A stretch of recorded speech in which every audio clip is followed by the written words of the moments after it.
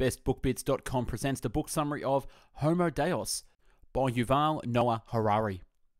Yuval Noah Harari, author of the critically acclaimed New York Times bestseller and internationally phenomenon Sapiens, returns with an equally original, compelling, and provocative book, turning his focus toward humanity's future and our quest to upgrade humans into gods.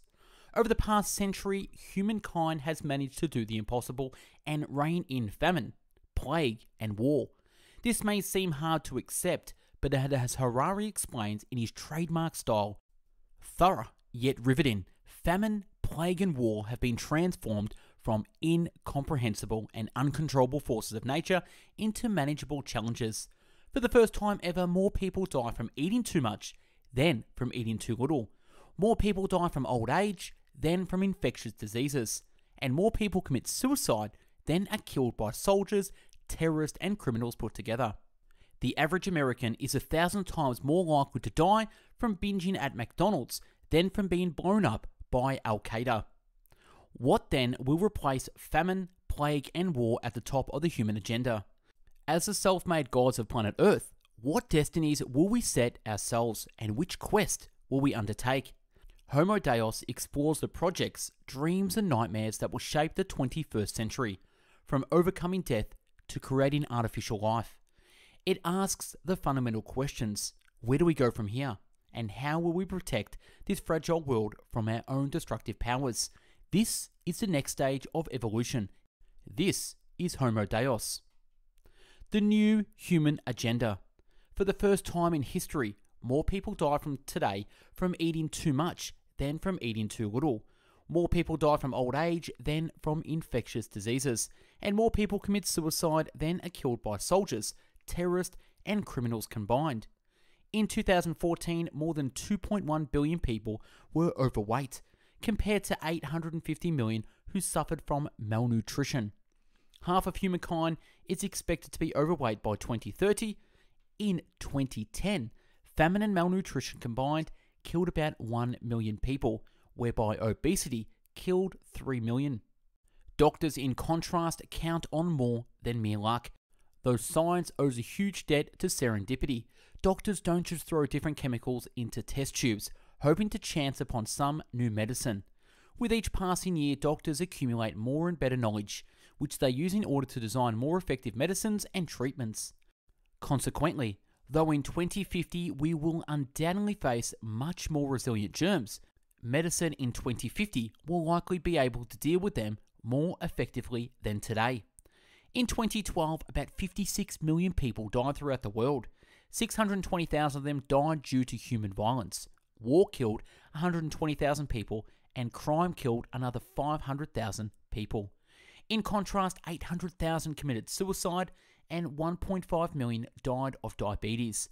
Sugar is now more dangerous than gunpowder. Sugar is now more dangerous than gunpowder. Previously, the main sources of wealth were material assets such as gold mines, wheat fields, and oil wells. Today, the main source of wealth is knowledge.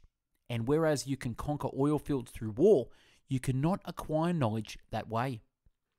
Whereas in 2010, obesity and related illnesses killed about 3 million people, terrorists killed a total of 7,697 people across the globe, most of them in developing countries. For the average American or European, Coca-Cola poses a far more deadlier threat than Al-Qaeda. Terrorists are like a fly that tries to destroy a china shop.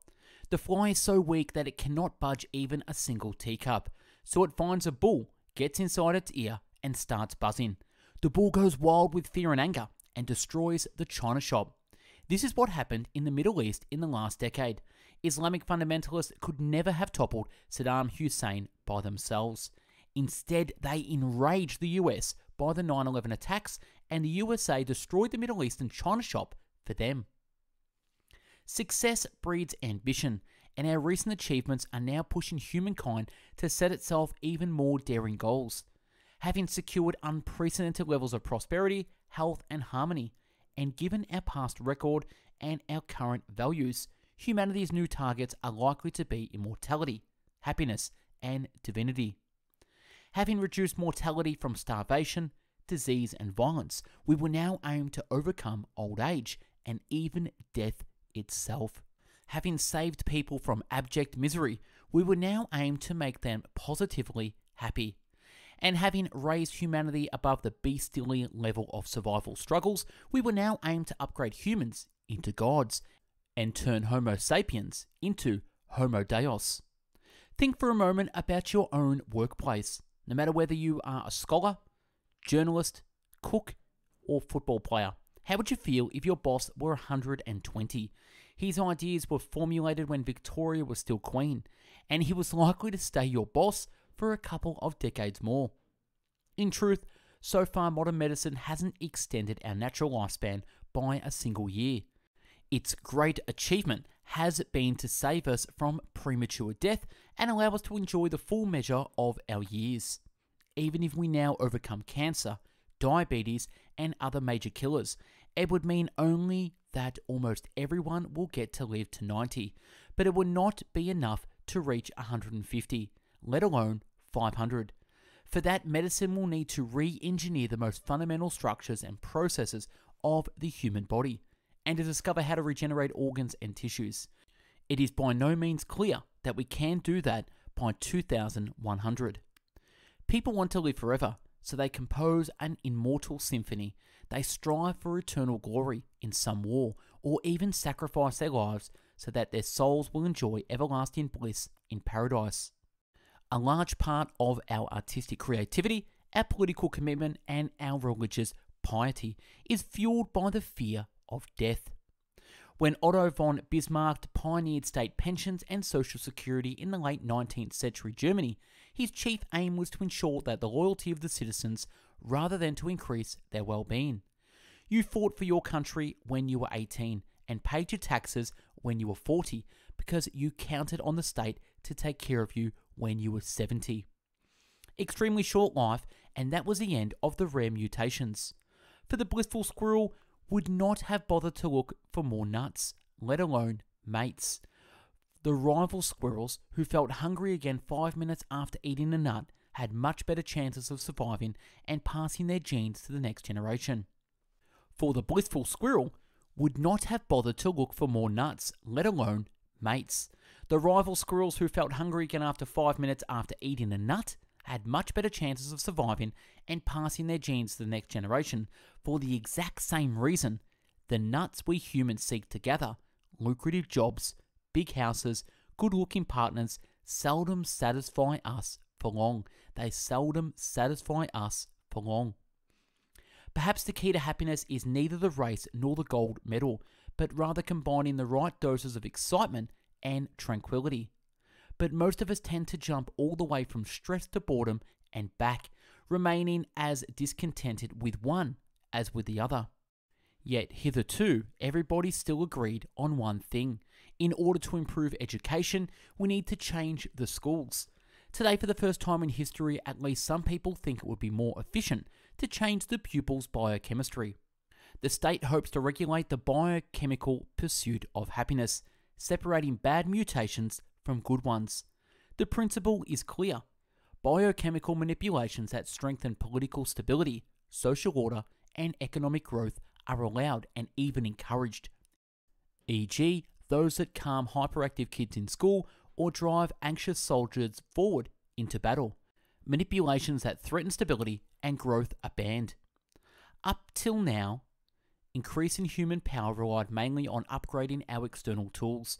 In the future, it may rely more on upgrading the human body and mind, or on merging directly with our tools. The upgrading of humans into gods may follow any of three paths: biological engineering, cyborg engineering, and the engineering of non-organic beings.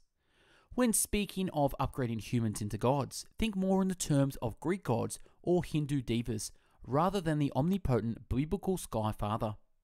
Our descendants would still have their foibles, kinks, and limitations, just as Zeus and the Indra had theirs.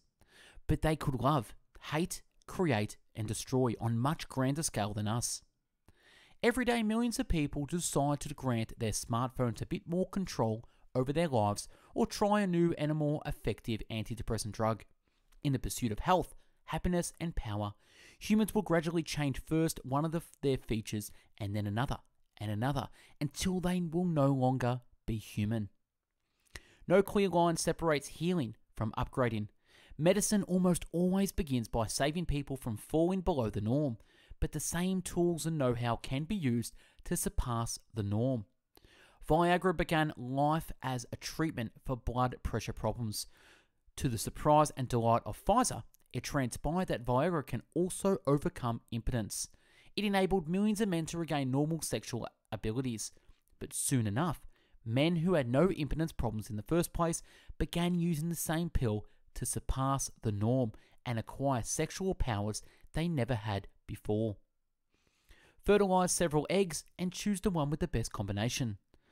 Once stem cell research enables us to create an unlimited supply of human embryos on the cheap, you can select your optimal baby from among hundreds of candidates, all carrying your DNA, all perfectly natural, and none requiring any futuristic genetic engineering.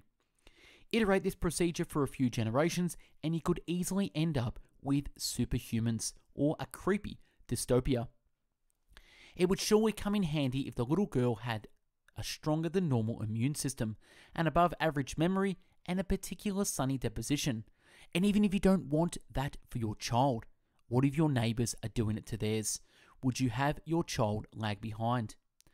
And if the government forbids all citizens from engineering their babies, what if North Korea are doing it and producing amazing geniuses, artists and athletes that far outperform ours?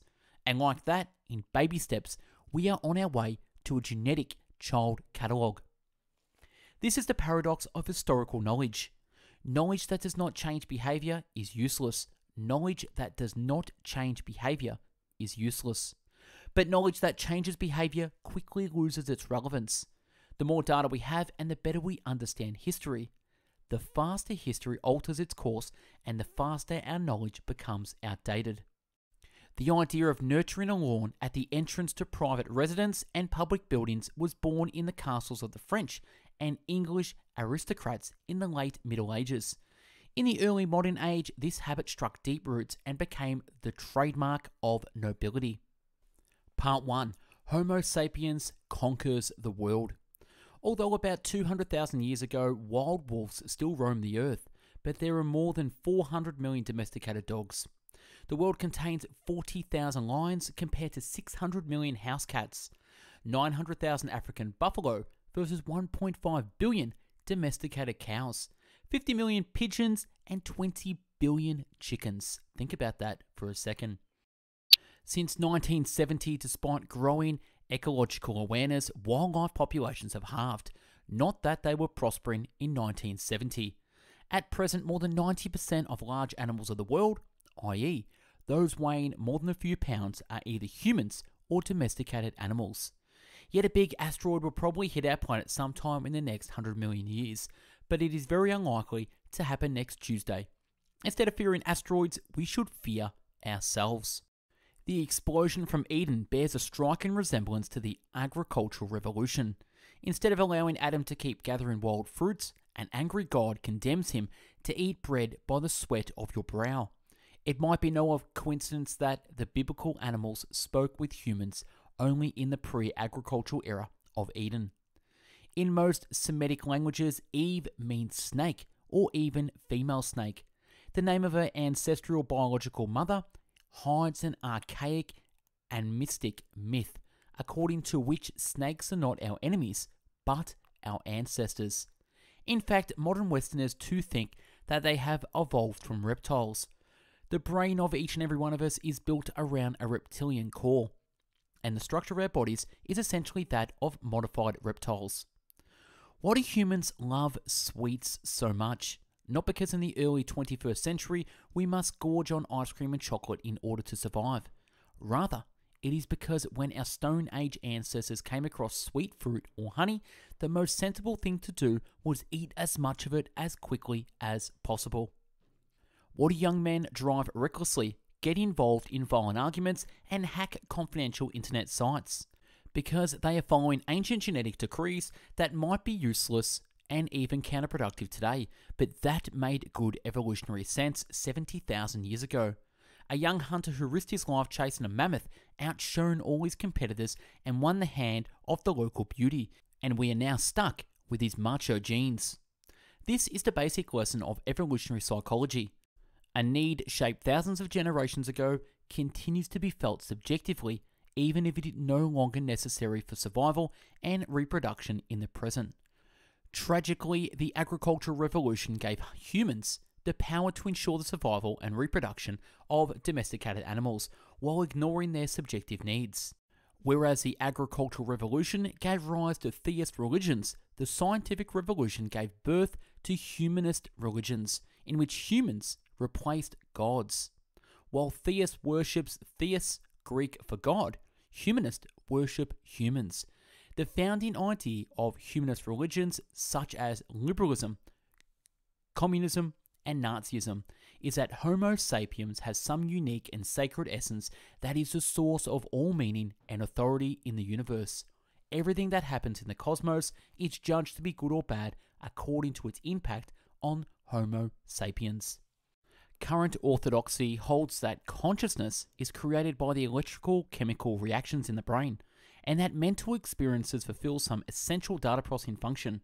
However, nobody has any idea how a congeries of biochemical reactions and electrical currents in the brain creates a subjective experience of pain, anger, or love. Perhaps we'll have a solid explanation in 10 or 50 years, but as of 2016, when this book was written, we have no such explanation, and we had better be clear about that. The analogy of consciousness to other complex processes such as traffic jams and economic crisis is flawed. What creates a traffic jam? If you follow a single car, you will never understand it. The jam results from the intersections among many cars. Car A influences the movements of car B, which blocks the path of car C, and so on. Yet, if you map the movements of all the relevant cars and how each impacts the other, you will get a complete account of the traffic jam. It would be pointless to ask, but how do all these movements create the traffic jam? For traffic jam is simply the abstract term we humans describe to use for this particular collection of events. In contrast, anger isn't an abstract term we have decided to use as a shorthand for billions of electrical brain signals. Anger is an extremely concrete experience which people were familiar with long before they knew anything about electricity. When I say I am angry, I am pointing to a very tangible feeling. If you describe how a chemical reaction in a neuron results in an electrical signal and how billions of similar reactions result in billions of additional signals, it is still worthwhile to ask, but how do these billions of events come together to create my concrete feeling of anger? Ironically, the better we map this process, the harder it becomes to explain conscious feelings. The better we understand the brain, the more redundant the mind seems. If the entire system works by electrical signals passing from here to there, why the hell do we also need to feel fear? If a chain of electrochemical reactions leads all the way from the nerve cells in the eye to the movements of the leg muscles, why add subjective experiences to this chain? What do? Countless domino pieces can fall one after the other without any need of subjective experiences. Philosophers have encapsulated this riddle in a trick question. What happens in the mind that doesn't happen in the brain? If nothing happens in the mind except what happens in our massive network of neurons, then why do we need the mind? If something does indeed happen in the mind over and above what happens in the neural network, where the hell does it happen? Maybe the mind should join the soul, God and ether, in the dustbin of science. After all, no one has ever seen experiences of pain or love through a microscope, or have a very detailed biochemical explanation for pain and love that leaves no room for subjective experiences. However, there is a critical difference between mind and soul, as well as between mind and God. Whereas the existence of external souls is pure conjecture, the experience of pain is a direct and very tangible reality. When I step on a nail, I can be 100% certain that I feel pain. Most modern people have ethical qualms about torture and rape because of the subjective experiences involved. If any scientist wants to argue that subjective experiences are irrelevant, their challenge is to explain why torture or rape are wrong without reference to any subjective experience. Jet engines roar loudly, but the noise doesn't propel their aeroplane forward. Humans don't need carbon dioxide, but each and every breath fills the air with more of the stuff. Similarly, consciousness may be a kind of mental pollution produced by the firing of complex neural networks. It doesn't do anything, it is just there. If this is true, it implies that all the pain and pleasures experienced by billions of creatures for millions of years is just a mental pollution. In the 19th century, scientists described brains and minds as if they were steam engines. Why steam engines? Because that was the leading technology of the day, which powered trains, ships, and factories. So when humans tried to explain life, they assumed it must work according to analogous principles. For all you know, the year might be 2216 and you are a bored teenager immersed inside a virtual world game that stimulates the primitive and exciting world of the early 21st century. Once you acknowledge the mere feasibility of this scenario, mathematics leads you to a very scary conclusion. Since there is only one real world, whereas the number of potential virtual worlds is infinite, the probability that you happen to inhabit the sole real world is almost zero. The Turing test is simply a replication of a mundane test every gay man had to undergo in the 1950s Britain. Can you pass for a straight man? Turing knew from personal experience that it didn't matter who you really were, it mattered only what others thought about you. According to Turing, in the future, computers will be just like gay men in the 1950s. It won't matter whether computers will actually be conscious or not. It will matter only what people think about it. Similarly, says the skeptics, a male chimpanzee attacking a rival who hurt him weeks earlier isn't really avenging the old insult. He is just reacting to a momentary feeling of anger, the cause of which is beyond him. When a mother elephant sees a lion threatening her calf, she rushes forward and risks her life, not because she remembers that this is her beloved offspring whom she had been nurturing for months. Rather, she is impelled by some unfathomable sense of hostility towards the lion. And when a dog jumps for joy when his owner comes home, the dog isn't recognizing the man who fed and cuddled him from infancy. He is simply overwhelmed by an unexplained ecstasy. When a human mother sees her toddler wandering onto a busy road, she doesn't stop to think about either past or future. Just like the mother elephant, she too just races to save her child. Why not say about her what we say about the elephant? Namely that when the mother rushed to save her baby from the oncoming danger, she did it without any self-consciousness. She was merely driven by a momentary urge. When Hans was asked what is 4 times 3, he knew from past experience that the human was expecting him to tap his hoof a given number of times. He began tapping while closely monitoring the human. As Hans approached the correct number of taps, the human became more and more tense, and when Hans tapped the right number, the tension reached its peak. Hans knew how to recognize this by the human's body posture and the look on the human's face. He then stopped tapping and watched how tension was replaced by amazement or laughter. Hans knew he had got it right. To the best of our knowledge, only sapiens can cooperate in a very flexible ways with countless number of strangers. This concrete capability, rather than an external soul or some unique kind of consciousness, explains our mastery of planet Earth. This is bad news for psychologists, sociologists, economists, and others who try to decipher human society through laboratory experiments. For both organisational and financial reasons, the vast majority of experiments are conducted either on individuals or on small groups of participants. Yet it is risky to extrapolate from small group behaviour to the dynamics of mass societies. A nation of 100 million people functions in a fundamentally different way to a band of 100 individuals. Most people presume that reality is either objective or subjective, and that there is no third option. Hence, once they satisfy themselves that something isn't just their own subjective feeling, they jump to the conclusion it must be objective. If lots of people believe in God, if money makes the world go around, and if nationalism starts wars and builds empires, then these things aren't just a subjective belief of mine. God money, and nations must therefore be objective realities. However, there is a third level of reality, the intersubjective level. Intersubjective entities depend on communications among many humans rather than on the beliefs and feelings of individual humans. Many of the most important agents in history are intersubjective. Money, for example, has no objective value. You cannot eat, drink, or wear a dollar bill. Yet, as long as billions of people believe in its value, you can use it to buy food, beverages, and clothing. Yet we don't want to accept that our God, our nation, or our values are mere fictions, because these are the things that give meaning to our lives. We want to believe that our lives have some objective meaning, and that our sacrifices matter to something beyond the stories in our head. Yet in truth, the lives of most people have meanings only within the network of stories they tell one another.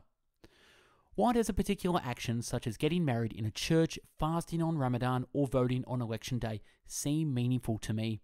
Because my parents also think it is meaningful, as do my brothers, my neighbours, people in nearby cities, and even the residents of far-off countries. And why do all these people think it's meaningful? Because their friends and their neighbours also share the same view. People constantly reinforce each other's beliefs in a self-perpetuating loop.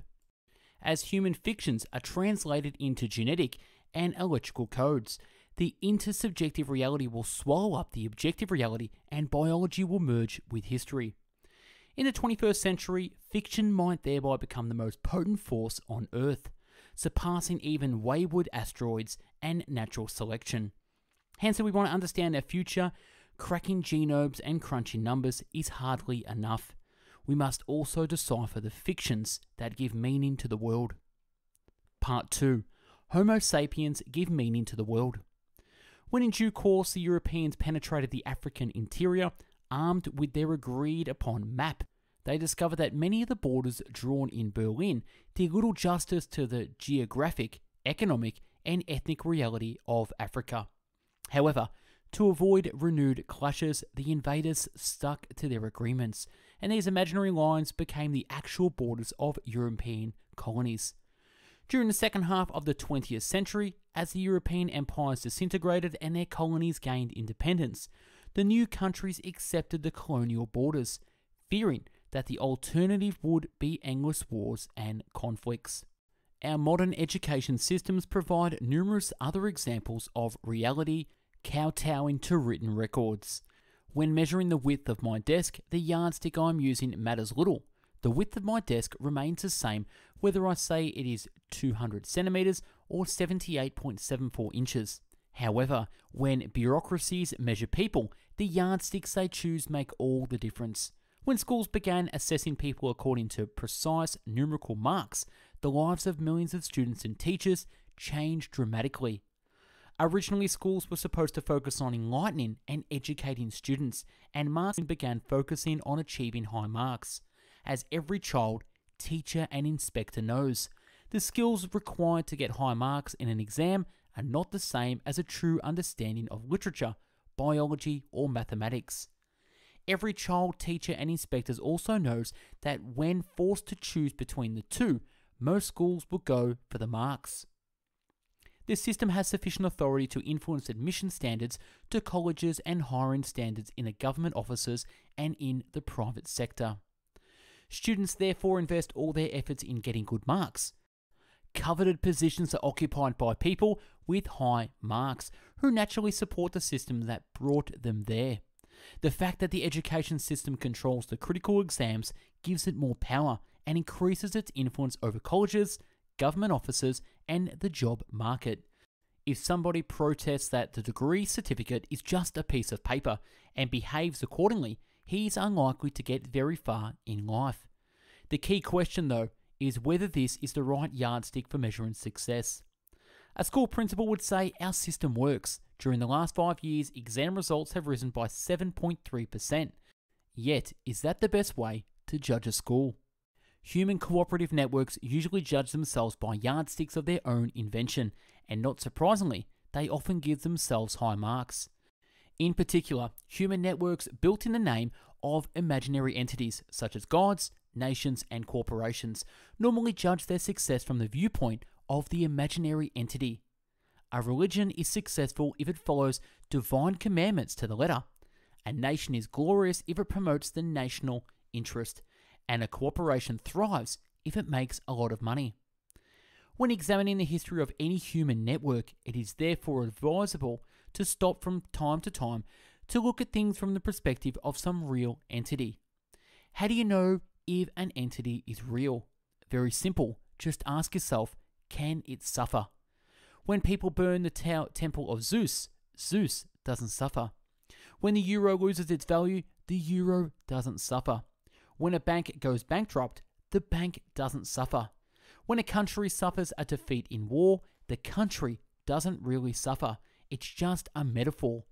In contrast, when a soldier is wounded in battle, he really does suffer. When a famished peasant has nothing to eat, she suffers.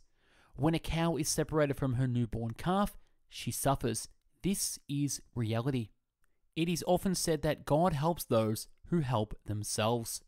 This is a roundabout way of saying that God doesn't exist, but if our belief in Him inspires us to do something ourselves, it helps. Antibiotics, unlike God, help even those who don't help themselves. They cure infections whether you believe in them or not. Religion cannot be equaled with superstition, because most people are unlikely to call their most cherished beliefs superstitions. We always believe in the truth, only other people believe in superstitions. Religion is an all-encompassing story that confers superhuman legitimacy on human laws, norms, and values. It legitimizes human social structures by arguing that they reflect superhuman laws. If you tell communists or liberals that they are religious, they think you are accusing them of blindly believing in groundless pipe dreams. In fact, it means only that they believe in some system of moral laws that wasn't invented by humans, but that humans must nevertheless obey. Human societies believe in this. Every society tells its members that they must obey some superhuman moral law, and that breaking this law will result in catastrophe. Religion has nothing to say about scientific facts, and science should keep its mouth shut concerning religious convictions. If the Pope believes that human life is sacred and no abortion is therefore a sin, biologists can neither prove nor refute this claim. As a private individual, each biologist is welcome to argue with the Pope, but as a scientist, the biologist cannot enter the fray. Take abortion, for example. Devout Christians often oppose abortion, whereas many liberals support it. The main bone of contention is factual rather than ethical. Both Christians and liberals believe that human life is sacred and that the murder is a heinous crime. But they disagree about certain biological facts. Does human life begin at the moment of conception, at the moment of birth, or at some intermediate point? When we descend from the ethereal sphere of philosophy and observe historical realities, we find that religious stories almost always include three parts. Number 1, ethical judgments such as human life is sacred.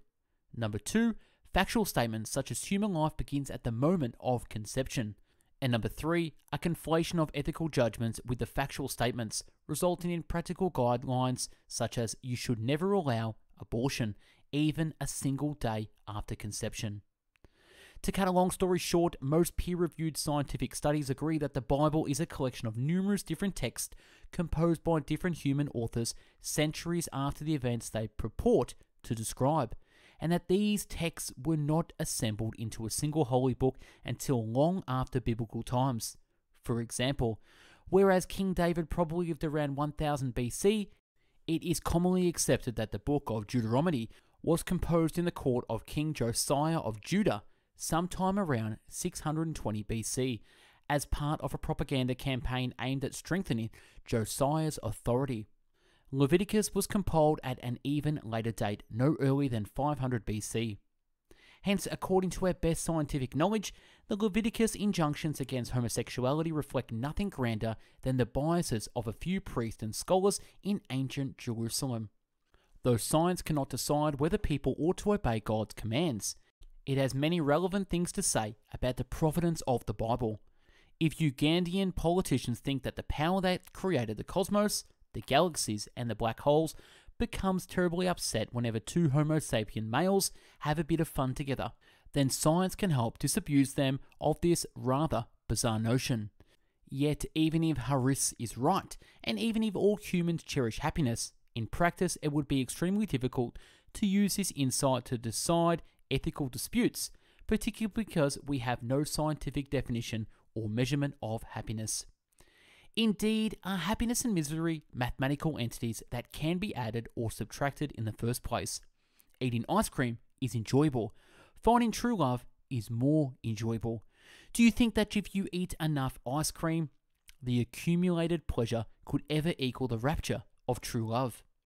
If you had travelled to Cairo or Istanbul around 1600, you would find there is a multicultural or tolerant metropolis where Sunnis, Shiites and Orthodox Christians, Catholics, Armenians, Copts, Jews and even occasional Hindus live side by side in relative harmony.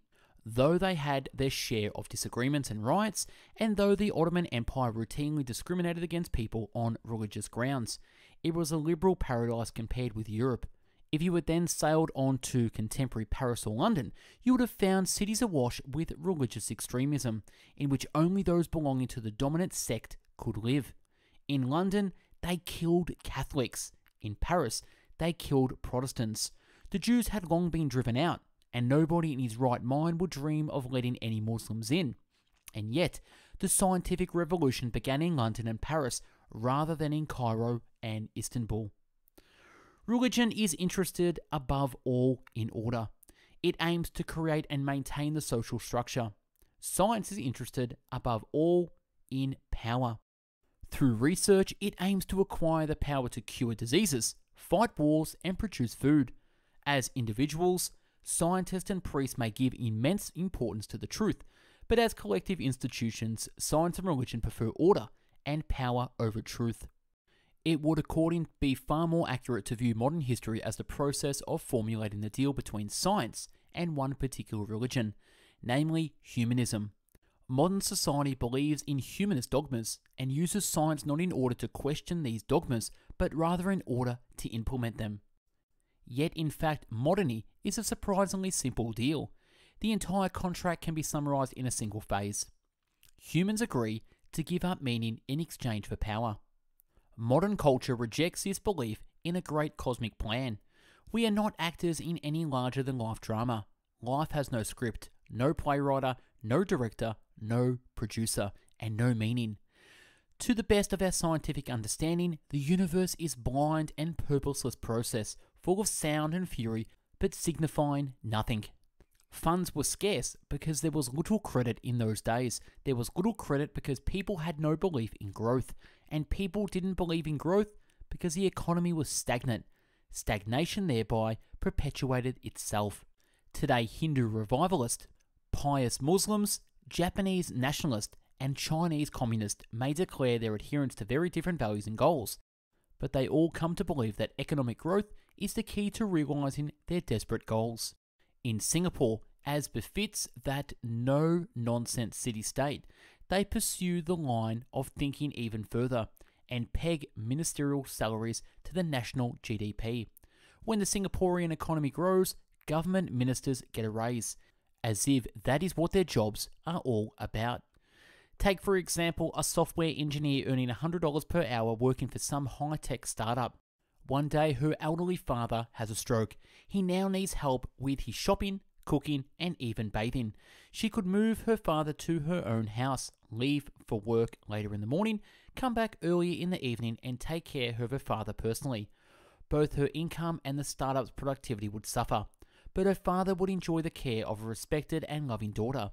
Alternatively, the engineer could hire a Mexican carer who, for $12 per hour, would live with the father and provide for all his needs. That would mean a business as usual for the engineer and her startup, and even the carer and the Mexican economy would benefit.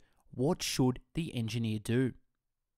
When some people specialize in software engineering while others devote their time to care of the elderly, we can no doubt produce more software and give old people more professional care. Yet, is economic growth more important than family bonds? Is economic growth more important than family bonds? By presuming to make sense of ethical judgments, free market capitalism has crossed the border from the land of the science into that of religion. This lesson is hammered home even to children and teenagers through ubiquitous capitalist games. Pre-modern games such as chess assumed a stagnant economy. You begin a game of chess with 16 pieces, and you never finish a game with more. Particularly telling are civilization-style strategy games such as Minecraft, The Settlers of Catan, or Sid Meier's Civilization. The game may be set in the Middle Ages, the Stone Age, or some imaginary fairyland, but the principles always remain the same and are always capitalist. Yet the creed of the growth firmly objects to such a heretical idea. Instead, it suggests we should run even faster. If our discoveries destabilizes the ecosystems and threatens humanity, then we should discover something to protect ourselves. After centuries of economic growth and scientific progress, life should have become calm and peaceful, at least in the most advanced countries. If our ancestors knew what tools and resources stand ready at our command, they would have surmised that we must be enjoying celestial tranquility, free of all cares and worries. The truth is very different. Despite all of our achievements, we feel a constant pressure to do and produce even more. Even if you are quite satisfied with the current conditions, you should strive for more. Yesterday's luxuries become today's necessities. Yesterday's luxuries become today's necessities. If once you could live well in a 3-bedroom apartment with 1 car and a single desktop computer, today you need a 5-bedroom house with 2 cars and a host of iPads, tablets, and smartphones.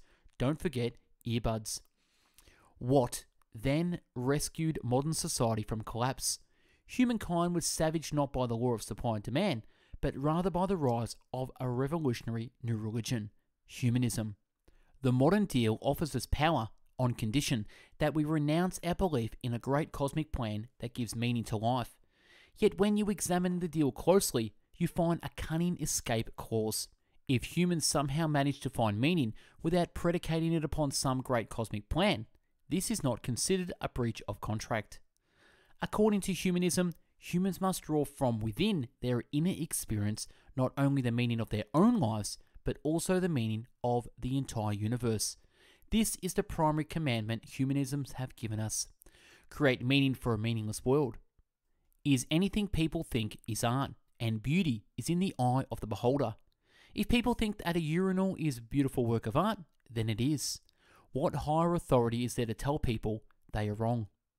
If some multinational corporation wants to know whether it lives up to its "Don't be evil" motto, it need only take a look at its bottom line.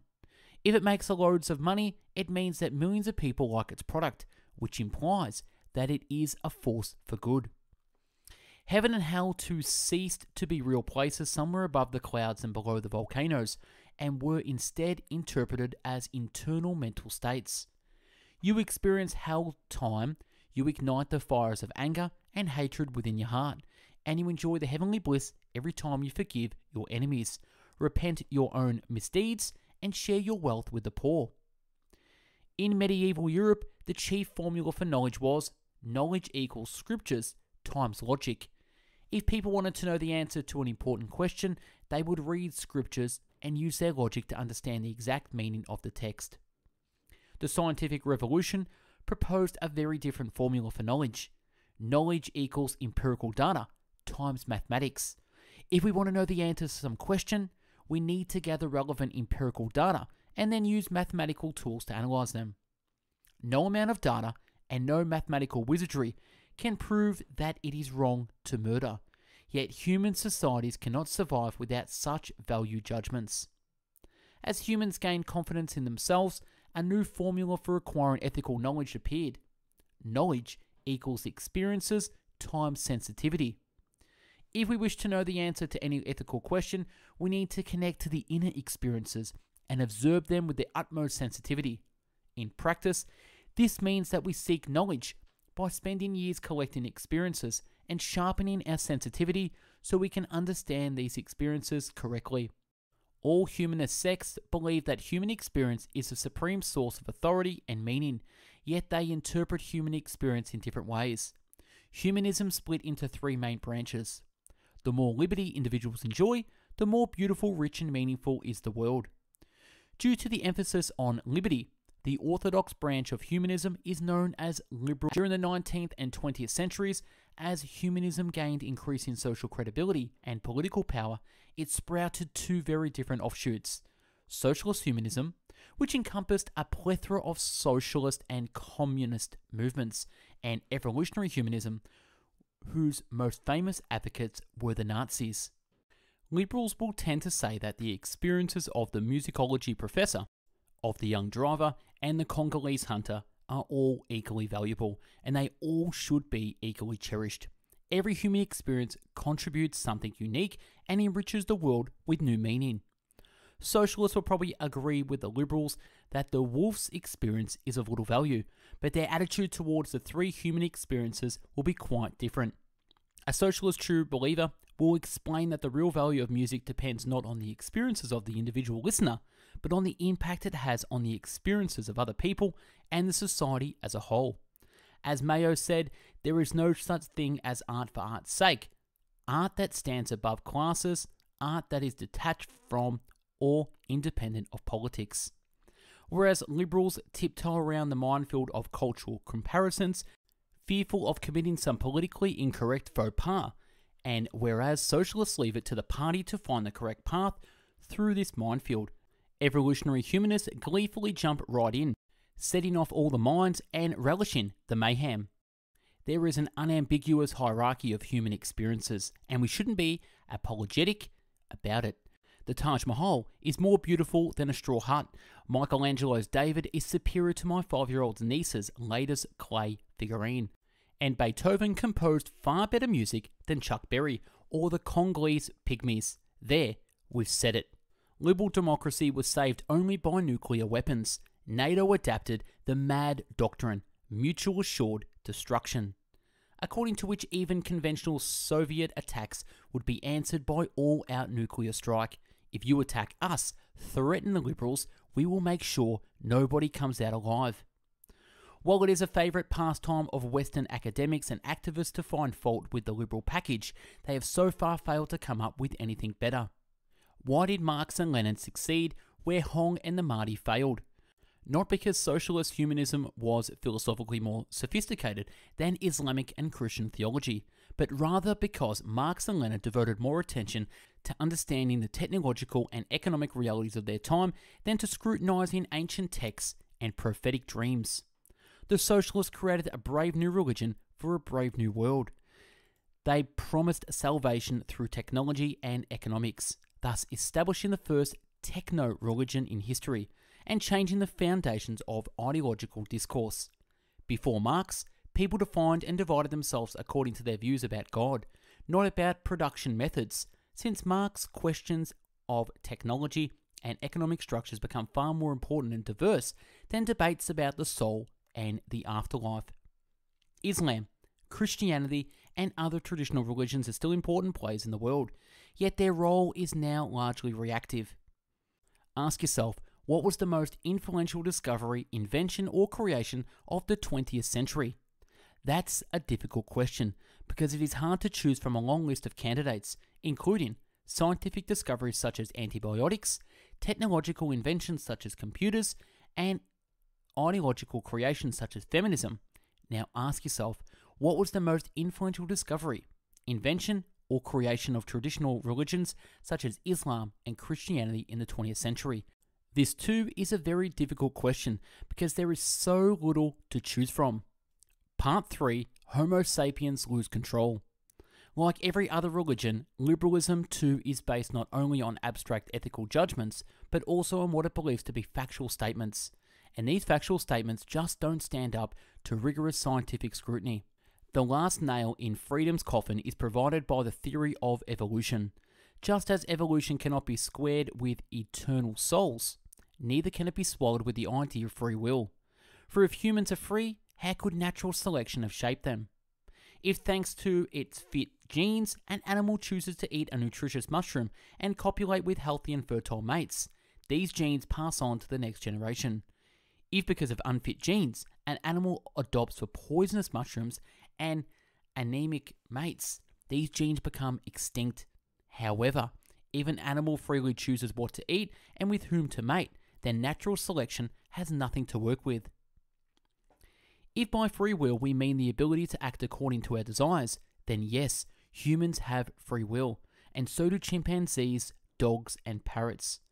When Polly wants a cracker, Polly eats a cracker. But the million-dollar question is not whether parrots and humans can act upon their inner desires. The question is whether they can choose their desires in the first place. Scientists observing neural activity in the brain can predict which switch the person will press well before the person actually does so, and even before the person is aware of their own intention. When a biochemical chain reaction makes me desire to press the right switch, I feel that I really want to press the right switch. And this is true, I really do want to press it, yet people erroneously jump to the conclusion that if I want to press it, I choose to want to. This is of course false. I don't choose my desires, I only feel them and act accordingly. The single authentic self is as real as the eternal soul, Santa Claus, and the Easter Bunny. If I look really deeply within myself, the seemingly unity that I take for granted dissolves into a cacophony of conflicting voices, none of which is my true self. Humans aren't individuals, they're dividuals. In yet another experiment, the non-verbal right hemisphere was shown a pornographic image. The patient reacted by blushing and giggling. "What did you see?" asked the mischievous researchers. "Nothing, just a flash of light," said the left hemisphere, and the patient immediately giggled again, covering her mouth with her hand. "Why are you laughing then?" they insisted. The bewildered left hemisphere interrupted, struggling for some rational explanation, replied that one of the machines in the room looked very funny. So what do the patients prefer? To have a short and sharp colonoscopy or a long and careful one? There isn't a single answer to this question because the patient has at least two different selves and they have different interests. If you ask the experiencing self, it would probably choose a short colonoscopy. But if you ask the narrating self, it would prefer a long colonoscopy because it remembers only the average between the worst moment and the last moment.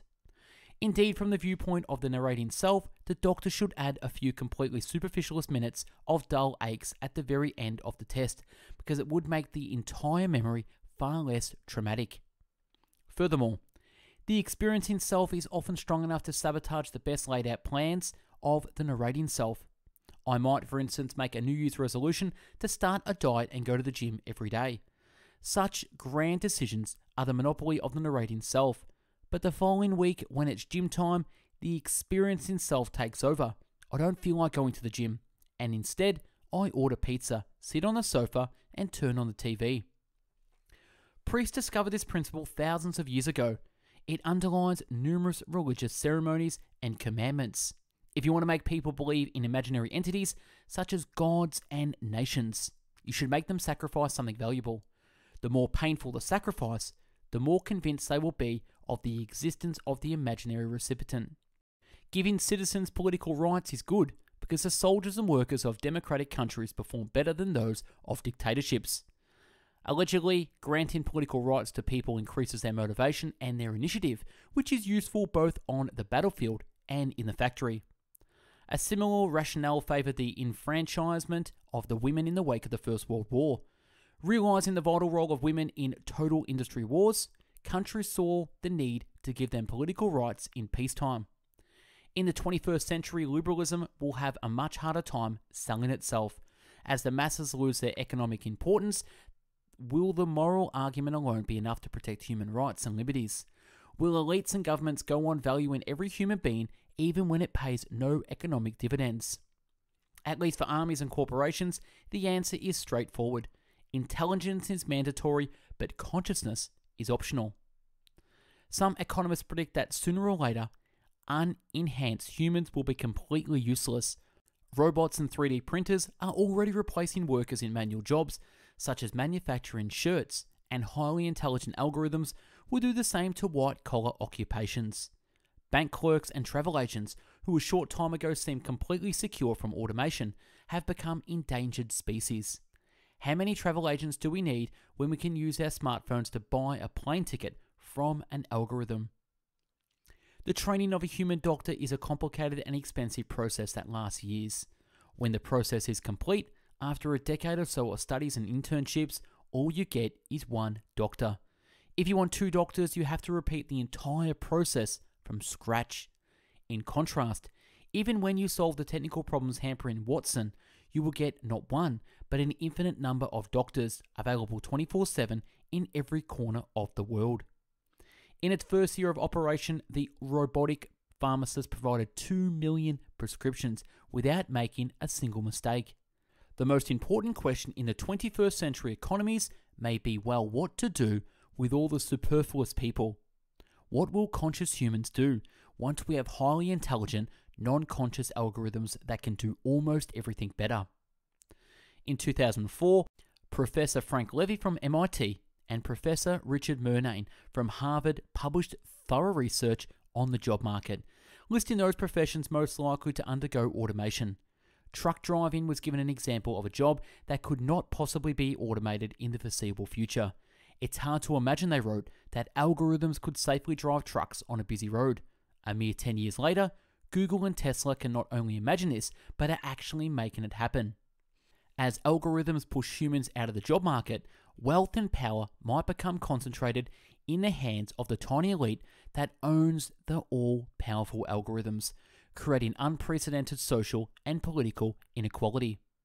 However, once millions of human drivers are replaced by a single algorithm, all that wealth and power will be cornered by the corporation that owns the algorithm, and by a handful of billionaires who own the corporation. Alternatively, the algorithms might themselves become the owners. At the end of the performance, a vote was taken. The result, the audience thought that the EMI's piece was genuine Batch, that Batch's piece was composed by Larson, and that Larson's piece was produced by a computer. Annie does not restrict itself to music composition, but also explores other art forms such as haiku poetry. In 2011, Cope published Comes the Fiery Night, 2000 haiku by Man and Machine. Some of the haiku were written by Annie, and the rest by organic poets.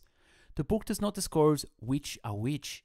If you think you can tell the difference between human creativity and machine output, you are welcome to test your claim. The likelihood that computer algorithms will displace archaeologists by 2033 is only 0.7%, because their job requires highly sophisticated types of pattern recognition and doesn't produce huge profits. Hence, it is improbable that corporations or governments will make the necessary investment to automate archaeology within the next 20 years. Google could do it in minutes. It needs to merely monitor the words Londoners type in their emails and Google search engines and cross-reference them with a database of disease symptoms. Suppose on average day the words headache, fever, nausea and sneezing appear 100,000 times in London emails and searches. If today the Google algorithm notices they appear 300,000 times, then bingo, we have a flu epidemic. There is no need to wait till Mary goes to her doctor. On the very first morning she woke up feeling a bit unwell, and before going to work, she emailed a colleague, I have a headache, but I'll be there. That's all Google needs. Indeed, in some fields, the Facebook algorithm did better than the person themselves. Participants were asked to evaluate things such as their level of substance use or the size of their social networks. Their judgments were less accurate than those of the algorithm. People might abandon their own psychological judgments and rely on computers when making important life decisions, such as choosing activities, career paths, or even romantic partners. It is possible that such data-driven decisions will improve people's lives. On a more sinister note, the same study implies that in future US presidential elections, Facebook could know not only the political opinions of tens of millions of Americans, but also whom among them are the critical swing voters and how those voters might be swung. The third threat to liberalism is that some people remain both indispensable and undecipherable, but they will constitute a small and privileged elite of upgraded humans. Techno-humanism agrees that Homo sapiens, as we know it, has run its historical course and will no longer be relevant in the future, but concludes that we should therefore use technology in order to create Homo Deus, a much superior human model. Whereas Hitler and his ilk plan to create superhumans by means of selective breeding and ethical cleansing, 21st century techno-humanism hopes to reach that goal far more peacefully with the help of genetic engineering, nanotechnology, and brain-computer interfaces. Today we have a detailed, albeit imperfect map of the subnormative mental spectrum, the zone of human existence characterized by less than the normal capacity to feel, think, or communicate. However, most scientific research about the human mind and the human experience has been conducted on people from Western, educated, industrialized, rich, and democratic, weird, W-E-I-R-D, societies who do not constitute a representative sample of humanity. In papers published in the Journal of Personality and Social Psychology, arguably the most important journal in the subfield of social psychology, 96% of the sampled individuals were weird, and 68% were Americans. Moreover, 67% of American subjects and 80% of non-American subjects were psychology students. Western culture is therefore unique in lacking a specialized class of people who seek to experience extraordinary mental states. It believes anyone attempting to do so is a drug addict, mental patient, or charlatan. Archaic humans probably made extensive use of their sense of smell. Hunter-gatherers are able to smell from a distance, the distance between various animal species, various humans, and even various emotions. Fear, for example, smells different from courage. When a man is afraid, he secretes different chemicals compared to when he is full of courage. If you sat among an archaic band debating whether to start a war against the neighbours, you could literally smell public opinion. Modern humanity is sick with FOMO, fear of missing out, and though we have more choice than ever before, we have lost the ability to really pay attention to whatever we choose. If we start using the attention helmet in more and more situations, we may end up losing our ability to tolerate confusion, doubts, and contradictions, just as we have lost our ability to smell, dream, and pay attention. The system may push us in that direction because it usually rewards us for the decisions we make rather than for our doubts. Yet a life of resolute decisions and quick fixes may be poorer and shallower than the ones of doubts and contradictions. The number one humanist commandment, listen to yourself, is no longer self-evident.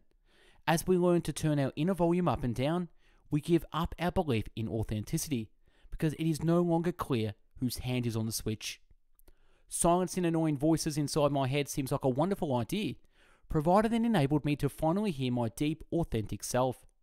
But if there is no authentic self, how do I decide which voices to silence and which to amplify? Once we can design and redesign our will, we can no longer see it as the ultimate source of all meaning and authority. For no matter what our will says, we can always make it say something else. Dataism declares that the universe consists of data flows, and the value of any phenomenon or entity is determined by its contribution to data processing. Dataism puts the two together, pointing out that exactly the same mathematical laws apply to both biochemical and electronic algorithms. Dataism thereby collapses the barrier between animals and machines and expects electronic algorithms to eventually decipher and outperform biochemical algorithms. Dataists are skeptical about human knowledge and wisdom and prefer to put their trust in big data and computer algorithms. Data processing considerations also explain why capitalists favour lower taxes. Heavy taxation means that a large part of all available capital accumulates in one place, the state coffers, and consequently, more and more decisions have to be made by a single process, namely the government. The NSA may be spying on our every word, but to judge by the repeated failures of American foreign policy, nobody in Washington knows what to do with all the data. Republicans have accused Barack Obama of being a ruthless despot, hatching conspiracies to destroy the foundations of American society. Yet in 8 years of his presidency, he barely managed to pass a minor healthcare reform. In the early 21st century, politics is bereft of grand visions. Government has become mere administration. It manages the country, but it no longer leads it. Government ensures that teachers are paid on time and sewage systems don't overflow, but it has no idea where the country will be in 20 years. Ruthless billionaires and small interest groups flourish in today's chaotic world not because they read the map better than anyone else, but because they have very narrow aims. In a chaotic system, tunnel vision has its advantages, and the billionaires' power is strictly proportional to their goals. From a datarist perspective, we may interpret the entire human species as a single data processing system, with individual humans serving as its chips. If so, we can also understand the whole of history as a process of improving the efficiency of this system through 4 basic methods. Number 1, increasing the number of processes. Number 2, increasing the variety of processes. 3, increasing the number of connections between processes. And 4, increasing the freedom of movement along existing connections. If humankind is indeed a single data processing system, what is its output? Datarists would say that its output will be the creation of a new and even more efficient data processing system called the Internet of Things. Once this mission is accomplished, Homo sapiens will vanish. On 11th of January 2013, datarism got its first martyr when Aaron Swartz, a 26-year-old American hacker, committed suicide in his apartment. Swartz was a rare genius. At 14, he helped develop the critical RSS protocol. Swartz was also a firm believer in the freedom of information. In 2008, he published the Guerrilla Open Access Manifesto, which demanded a free and unlimited flow of information. Writing a private diary, a common humanist practice in previous generations, sounds to many present-day youngsters utterly pointless. Why write anything if no one else can read it? The new motto says, if you experience something, record it. If you record something, upload it. If you upload something, share it. Datarism finds such scenarios utterly ridiculous. Come on. It admonishes the Hollywood screenwriters. Is that all you could come up with, love? And not even some platonic cosmic love, but the carnal attraction between two mammals? Do you really think that an all-knowing supercomputer or aliens who contrived to conquer the entire galaxy would be dumbfounded by a hormonal rush? It is equally doubtful whether life boils down to mere decision-making. Under datarist influence, both the life sciences and the social sciences have become obsessed with decision-making processes, as if that's all there is to life. But it is so. Sensations, emotions, and thoughts certainly play an important part in making decisions, but is that their sole meaning? Datarist is gaining a better and better understanding of decision-making processes, but it might be adopting an increasingly skewed view of life. Yet once authority shifts from humans to algorithms, the humanist projects may become irrelevant. Once we abandon the homo-centric worldview in favor of a data-centric worldview, human health and happiness may seem far less important.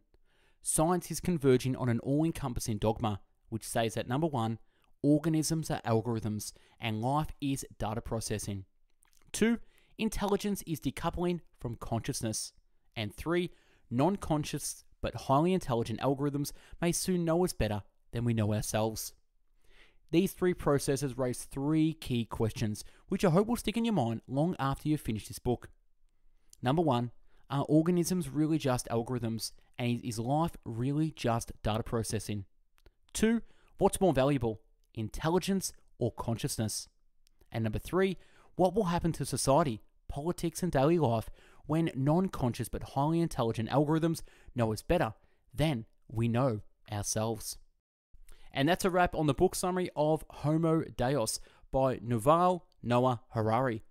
If you like this summary and want to listen and watch more, you can find over 500 audio podcast summaries on Spotify, Google Podcast, and Apple Podcast. If you're into the video book summary, check us out on YouTube at Best Book Bits to find over 500 video book summaries. Subscribe to the channel, ring the bell to be notified, and if you're into the written book summary, check out bestbookbits.com, where you'll find over 500 written book summaries to read at your pleasure.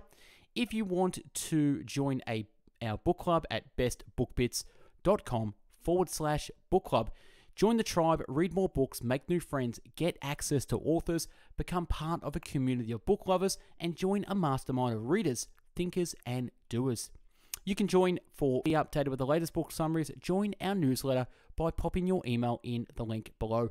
Thanks for watching and listening. Hope you got something from this. Go out there, have an amazing day. Take care. Bye-bye now.